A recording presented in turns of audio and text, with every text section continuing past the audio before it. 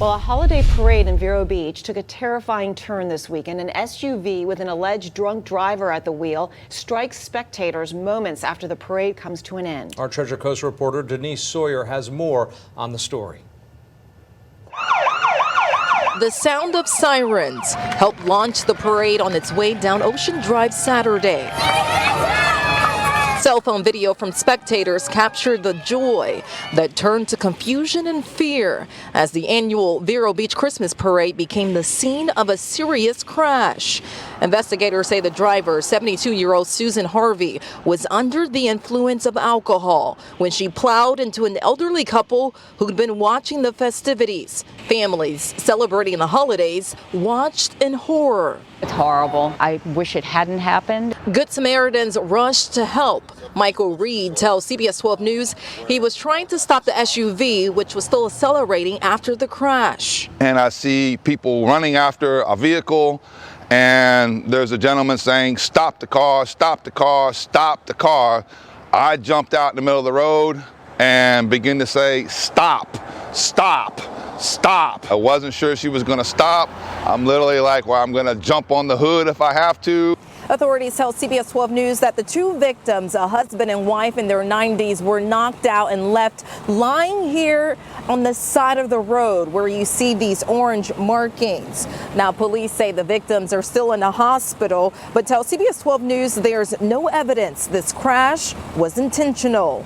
What was the woman's demeanor when she was taken into custody? Did she understand the severity of what just happened? She had no clue that she even struck anyone. According to this arrest report, Harvey was traveling north around 7 o'clock at night when she hit the couple as they were packing up to leave. After what happened at Waukesha, Wisconsin holiday parade last month, Vero Beach police officers were thinking the worst. You always have to think the worst because there's a lot of people there, and when you're talking about a vehicle striking a pedestrian, everybody's like, oh no. Lieutenant Daniel Cook says the Vero Beach elderly couple were expected to make a full recovery, but the driver faces serious DUI-related charges. Now that 72-year-old woman was released on a $500 bond. She's due in court January 4th. People over in Palm Beach County, are they willing to pay a surtax to help alleviate the traffic and make it safer? As CBS 12's Andrew Lofholm reports for us, Palm Beach County planners are hoping to convince voters to approve a penny sales tax. Forecasting growth here in Palm Beach County, more people are expected to move here, which means the roads are only going to get busier and traffic is only going to get worse. So county planners are looking at ways to try to stay ahead of that, and they didn't have to go far, leaning on places like Miami-Dade and Broward counties, which have already done so.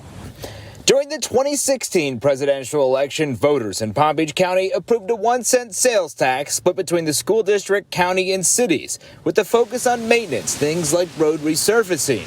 It won't go away for another 5 years, so you're probably wondering what this potential transportation surtax is all about. When the sun sets on this current tax in 2026, with the voters' blessing, this one would replace it.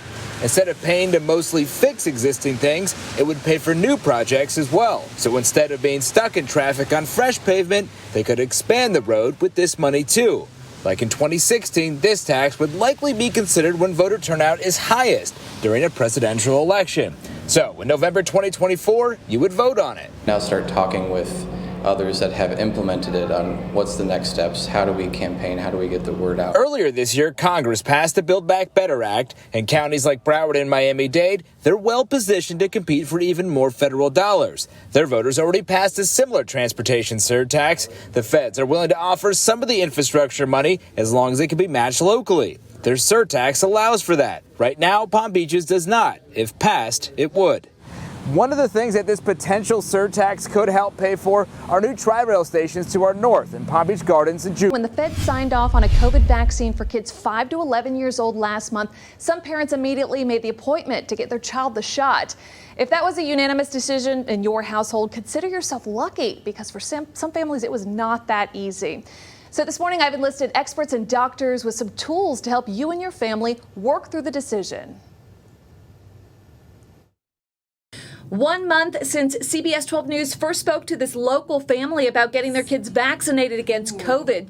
The holidays are here now, and Mom Stephanie says they're still waiting to get their 8-year-old daughter and twin 5-year-olds the shot. Are you and your husband lined up with this decision? We know it's going to happen, and we're absolutely aligned on that fact.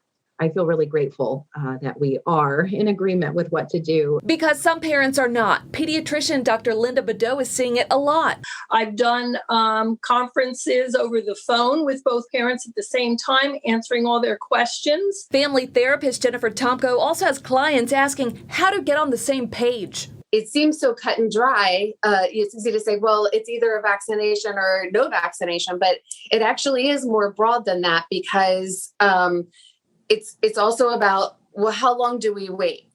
Or what evidence do we need to support this decision? Like, at what point can you see my perspective, and how do we keep each other safe in the meantime? How do they work through this? It really is about presenting your case. Tomko says set aside the time. Don't do it on a whim. Then, give your evidence to support your decision so that both of you get to be heard, but you have to have an open mind instead of what we tend to do is be preparing what we're going to say instead of listening. And check your tone. Tomko says when we're talking with family, the people we're probably most comfortable with in the world, we can easily forget how much words can hurt. So really choose them carefully. Make a list of the barriers. Yes, write it all down. What needs to happen to get beyond each person's concerns? And this is important. Realize when it's time to take a break. If you start to notice your body changing in response to this interaction, like your heart starts racing, or you feel like you're talking much quicker, or you're sweating, or you want to get your point in, that is the time that basically you're getting out of your window of tolerance for the conversation. It might take days, weeks even, and if you still can't get there, Tomko says bring someone else in, someone who knows your family well, or a trusted doctor. This is how Dr. Badeau handles it, leaning on vaccine statistics over time and what's happening right now with COVID. When the measles vaccine first came out in the 1960s, that parents were probably hesitant, but look, measles is gone. And measles vaccines are safe. I keep telling them these vaccines are safe. The older children have done very well, and the older children have had vaccines since June. And Dr. Badeau says most parents, not all of them, but most of the parents that she's helped through this decision, they do end up coming to a decision together to get their child vaccinated. So that's going over the discussions between parents, right? But what about kids? I mean, how much should they factor in this decision about whether or not they get vaccinated? When do you involve them? Well, the family therapist we talked to said from age 2 and beyond, you should be talking to your children about what's happening with their bodies and the medical decisions. But there's one big don't to consider.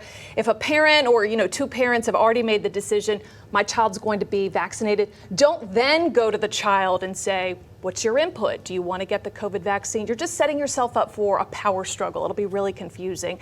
Instead, talk to the kid about, why you've made the decision, that it's important for them to get the vaccine. Of course, too, you got to tailor the way you talk to, a younger kid, a 5-year-old compared to maybe an 11 or 12-year-old. Sure, you do know your child and the best way to speak to them. Exactly.